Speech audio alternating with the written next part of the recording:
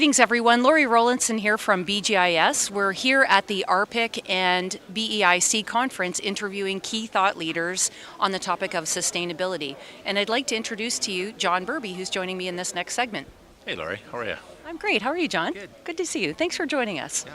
So we're experimenting with Soundbites and sustainability, and we're asking each of our guests two questions. So, John, the first question is, do you feel we're making progress towards a carbon neutral future fast enough? And if not, why? Well, I think we could always do more. I mean, we've heard some really inspiring thoughts today about where we're going, and I think we're doing okay in BC. Probably leading other jurisdictions across Canada, but I think we could do more. I think one of the things that tends to hold us back is connection between aspirations and execution. So I think we're seeing a lot of work on with our consultant partners and contractor partners as to how they bring forward solutions. I think for a long time, cost containment has been a bigger concern than kind of reaching deeper for better carbon and energy outcomes. So I think as the industry starts to see that signal, especially from the public sector, I think you see a lot more movement and follow through from an owner investor's point of view as well. I couldn't agree with you more.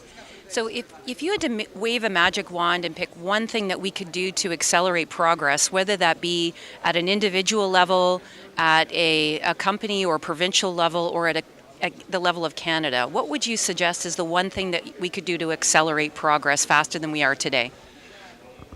Well, that's a good question. I think the big one is partnership. So I think sometimes there's a element of risk that people think about taking that first step. And I think if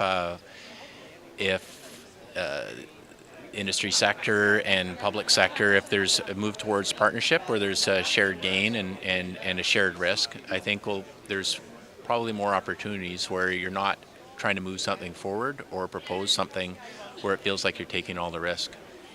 So more of a financial model or some sort of incentivized model? Yeah, I mean, we always try to take a triple bottom line on everything, but of course the financial one is always a leading, and never with any side of the partnership, finance is going to always be a leading part of that. Yeah, that's so true, John. Well, thank you so much for joining us today. Thanks for your leadership. Great.